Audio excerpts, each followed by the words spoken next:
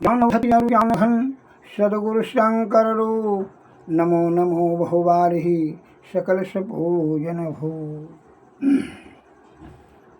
भारतवासियों को मेरा हार्दिक नमन। एक लघु कथा में आया है शब्द, ज्ञान के अभाव में मनुष्य कितना भीषण कष्ट में दुख भोगता है, उसका निदान नहीं कर पाता है। वह ज्ञान के अभाव में अर्थात अज्ञानता के कारण से।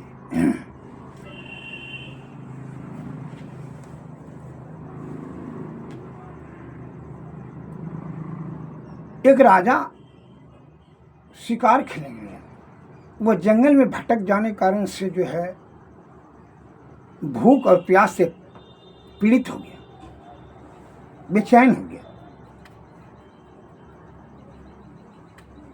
वो भटकते हुए जंगल में एक किसान के घर पहुंचा। किसान ने बड़ा उनका आदर सत्कार किया, जो साग सत्तू था उनको खिलाया। राजा बड़ी प्रसन्न हो गया। इनाम में राजा साहब ने उनको चंदन का वन दे दिया। जो चंदन का जो बगीचा वन था, जंगल था, वह राजा ने बगीचा चंदन का उनको खुशी में दे दिया कि किसान जी, मैं आपके ऊपर बहुत प्रसन्न हूँ, आपका ये जो चंदन का वन है, बगीचा है, मैं आपको दे दिए। क्या ठीक है राजा साहब, अच्छी बात है। यह राजा साहब चले गए। उस किसान को इस बात की जानकारी थी चंदन कितना कीमती है, इस बात का उसको ज्ञान नहीं था।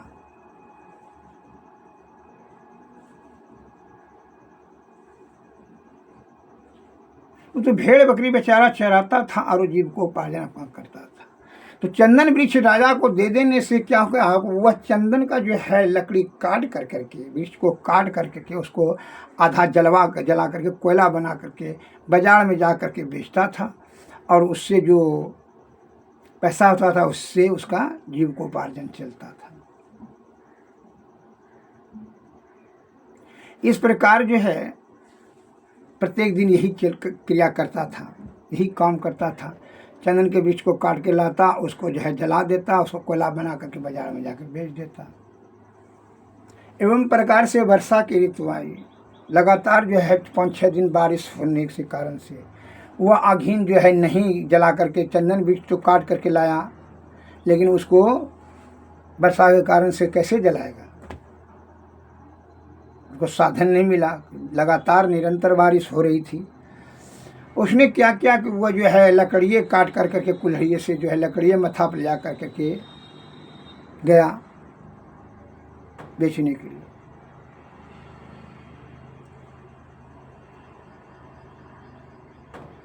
तो बाजार में देखा जैसे कि खुशबू, जैसे बाजार घुसा तो खुशबू से भर गया, चंदन का खुशबू से।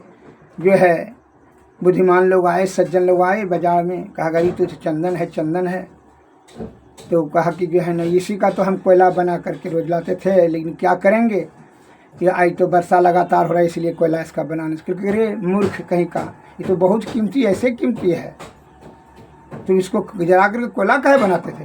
क्योंकि कोयले बना करके हम जो है ना अपना जीवन यापन करते थे, परिवार का भरण पोषण। तो आज तो नहीं जला सकें, इसलिए वर्षा हो रही है 7 दिन से लगातार, तो कैसे जलाएं।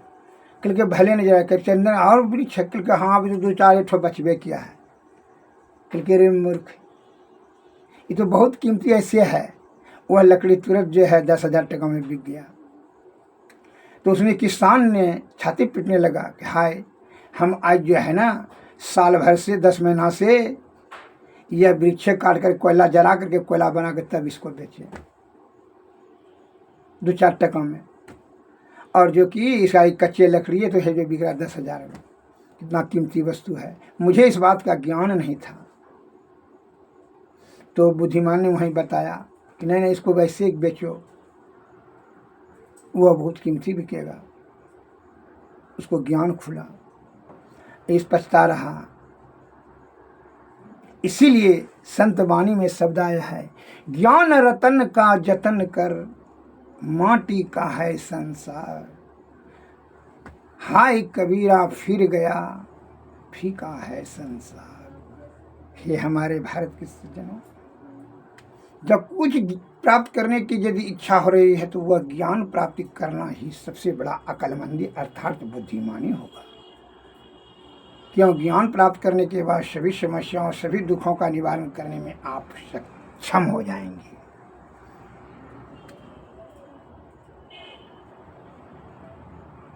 तो अज्ञानता के कारण से जो है मन के कथनानुकूल चलेंगे। मन जो है बड़ा क्या होता है, वो बड़ा बलवान होता है, बड़ा गतिमान और शैतान है। मन हमेशा नीचे की ओर ले जाएगा। मन का काम है हमेशा नीचे की ओर जाना, वह विषया की तरफ ही धकेलेगा। विषया आसक्त कराने में सबसे वह मूलाधार मूल है। जिस प्रकार कब्ज सभी रोगों का मूल कारण है, उसी प्रकार विषय में आसक्ति पैदा करने का सबसे मूल कारण मन है। इसलिए संत महात्मा लोग अनादिकाल से बताते आ रहे हैं कि पहले सबसे पहले मन निग्रह करो। उसके निग्रह करने के लिए क्या करना चाहिए? क्या करना चाहिए मैं बता देता हूँ। संत महात्मा लोग कहते हैं अभ्यास और वैराग। धीरे धीरे अभ्यास कीजिए निग्रह करने का, और वैराग्य का भाव अर्थात त्यागने की शक्ति को पैदा कीजिए। उसके लिए संत के शरण में जाना परम अति अनिवार्य है। तभी आपको मन निग्रह करने का वह युक्ति बताएंगे, तभी वह भक्ति के रास्ते पर पकड़ा करके धर्म के तरफ धकेलेंगे, तभी आपका परम कल्याण होगा। जिस प्रकार कि कब्ज सभी रोगों का मूल कारण है। Constipation is main cause of all disease. तो कब्ज के निवारण करने के लिए वैद्यगण क्या आपको सलाह देंगे? जब तक कब्ज का निवारण नहीं होगा तो किसी भी रोग पर विजय प्राप्त करना असंभव है। अतः कब्ज के निवारण करने के लिए वैद्यगण सलाह देंगे आपको, तो वैद्य के शरण में जाना चाहिए। तो वैद्य होने के नाते में परमार्थ के भाव से आप देशवासियों को सेवा के लिए मैं बताना चाहता हूँ कि कब्ज सभी रोगों का मूल कारण है। यह मत भूलिए कि बुद्धिमान के लिए फार्मूला अलग है और मूर्ख के लिए फार्मूला अलग है। ऐसा नहीं है कि बड़ी परम ज्ञानी और ब्रह्म ज्ञानी को नीम मीठा लगेगा और मूर्ख को नीम तित्ता लगेगा, ऐसी बात नहीं है। God helps those who help themselves. प्रकृति अपनी शक्ति सभी जो वस्तु में प्रदान कर चुके हैं, उनका न घट और बढ़ कुछ नहीं होता है। हम और आप उसको केमिकल आयुक्त कर करके दूषित तो भले करते हैं।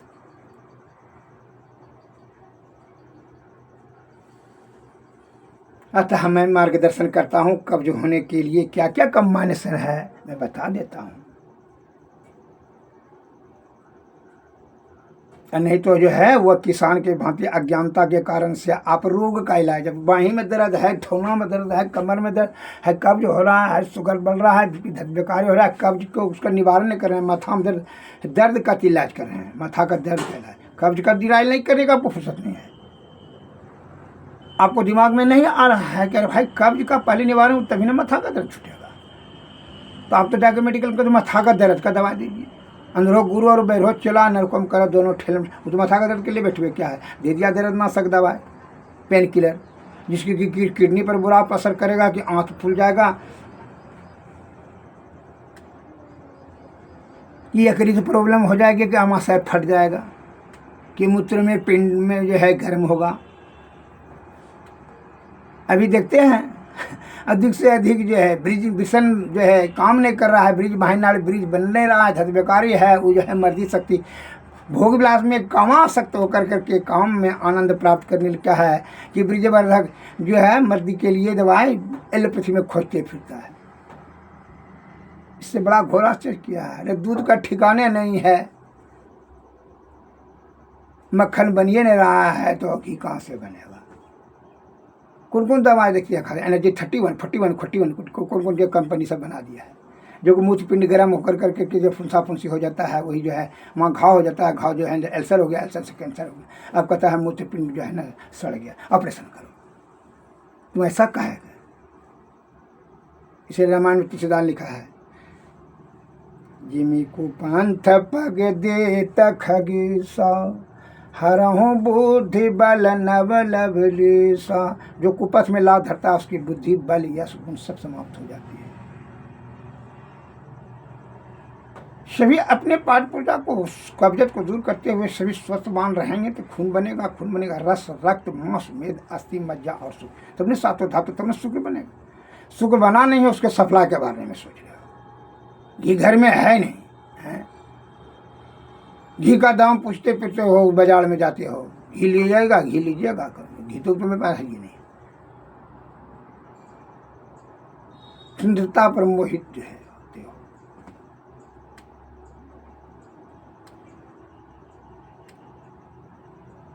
वासना आज तो मन से भ्रमित हो गए हो।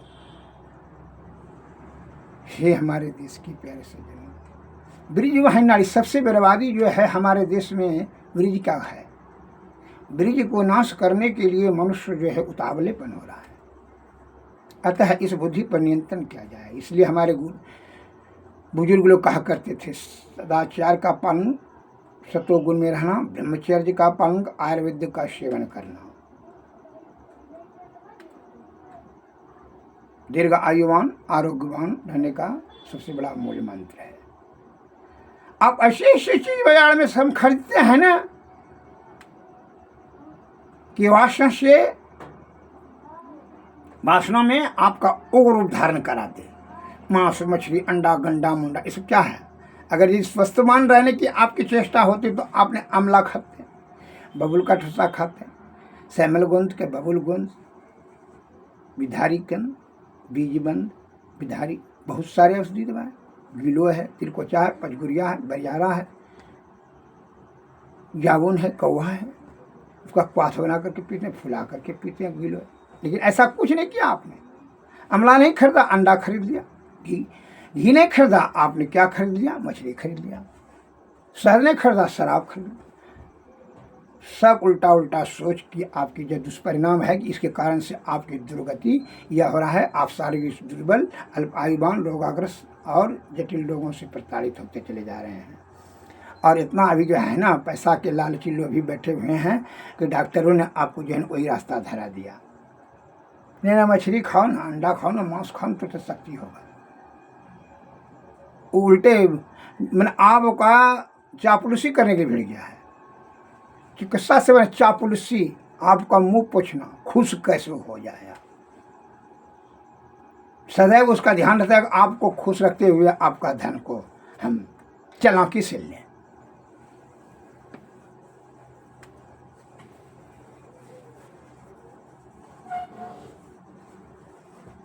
और कुछ पूछने का अगर यदि चेष्टा करते हैं तो कहता है कि डॉक्टर आप ही हैं, पूछिए रोग कैसे हुआ, क्या हुआ, कैसे हुआ, कैसे करेंगे, क्या करेंगे। उन्हें जैसे नहीं जाइए उधर, जाइए उधर जाइए। प्रभुता पाही काय मारने हैं, समझ में नहीं आता है।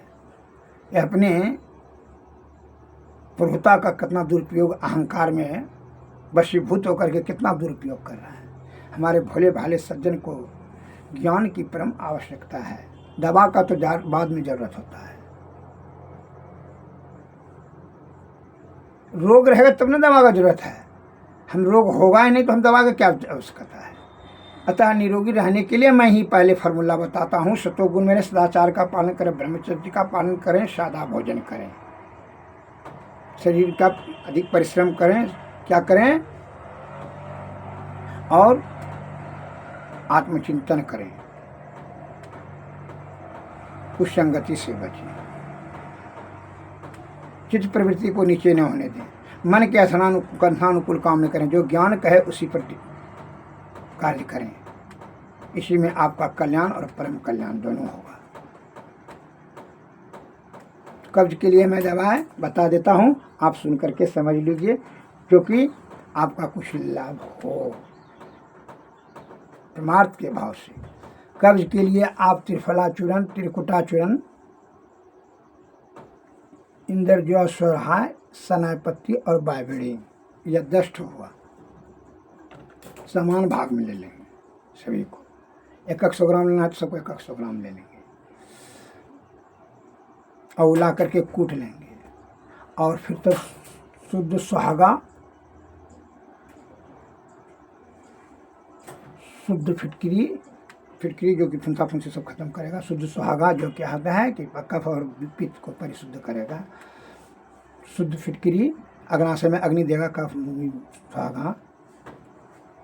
और शुद्ध तुतिया, शुद्ध तुतिया दीजिएगा कितना, सभी में 100 ग्राम सभी लेंगे तो ये तुतिया दीजिएगा मात्र में। यह है 10 भाग में 1 भाग, 100 ग्राम लीजिएगा तो 10 ग्राम इसको देना है। तुतिया भस्म, शुद्ध तुतिया भस्म और शुद्ध शंख भस्म। शंख भस्म 100 ग्राम दे सकते हैं। ये सभी दवा को सम्मिश्रित कर करके बना लें। 1 चम्मच सुबह, 1 चम्मच शाम सेवन करें। खाना के पहले खाएं, जो कि कीटाणु हो गया है, जो खुचुर खुचुर जिसको पैखाना है, और जिसको नहीं है तब तो हो जाए इसको गर्म पानी के साथ लें।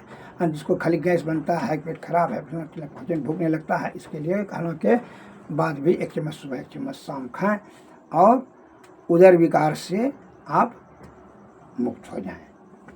यह अत्यंत प्रभावशाली फार्मूला आपको देश के हित के लिए हमने रखा। इसको अमल कीजिए। बनाने में बहुत सरल है, आपको बहकामे में मत जाइए। आपके इन्हें कहें कि इससे नहीं बनेगा, है नहीं बनेगा, हो बनेगा, ऐसे बनेगा, दूसरी थासिस में मत पड़िए। आप इसको बना करके अमल कीजिए। आप गैस्ट्रिक अर्थात वायु विकार, गैस्ट्रिक का है उदावर्त, उदर मीन्स पेट, अवर्थ मीन्स वायु, पेट में वायु भर जाने की प्रक्रिया को गैस्ट्रिक अंग्रेजी लैंग्वेज है। यह गैस्ट्रिक, अग्निमंद, कीटाणु, संघर्णी, घृणी, पीला, यकृत, जो भी आपको खुचुर पैखाना, अफरा, आरुचि, ये सभी जो छिन्न भिन्न कर देगा, इसमें जरा भी संदेह नहीं है। आप अधिक से अधिक रोगों से आपकी बचाव करने के लिए यह अत्यंत प्रभावशाली औषध हमने रखा, आपकी सेवा के लिए परमार्थ के भाव से। अतः यह ज्ञान वृद्धि के लिए कि और हम ज्ञान आपको देश की सेवा के लिए दें, इसके लिए आप से आग्रह है कि आप इसको अमल करें और पूर्ण रूपन से देख करके सूझबूझ के साथ सतोगुण में रहें। यही हमारी हार्दिक इच्छा है। सदाचार का पालन करें, वृज्ज नाश न करें। कहे ब्रह्मचर्य का पालन करना दीर्घावस्था के लिए उत्तम विचार रहेगा, क्योंकि इसलिए वह शरीर के लिए घी के समान है। क्या वही जीवनी शक्ति को दृढ़ करने के लिए वह एक मूल चीज़ है। इसलिए कहता है चरक में, धातु ही जीवन, धातु ही यौवन, धातु ही शरीर का प्राण, और जिस चूल्हे में धातु नहीं वह कर ले मरघट का ध्यान। जिसका वृज पतला होकर करके पेशाब के रास्ते से बाहर हो रहा है, वह पेशाब बार बार आ रहा है, पैखाना कब्ज हो रहा है, पर में जिसको कहते हैं 20 प्रकार, मूत्राघात, मूत्रकृच्छ, पित्त पर में पीला पेशाब हुआ, उजला पेशाब होना, पेशाब गदगद होना, पेशाब ज़्यादा होना, ये सभी जो है 20 प्रकार का परमेय है। परमेय के बारे में दूसरा पार्ट में बताएंगे। अभी इतना ही आप कब्ज के लिए हमने आपका सेवा किया। उदर रोग के लिए इसको अमल कर करके लाभ लें, और परमेय के लिए दूसरा पार्ट देखेंगे। जय भारत, जय हिंद, धन्यवाद।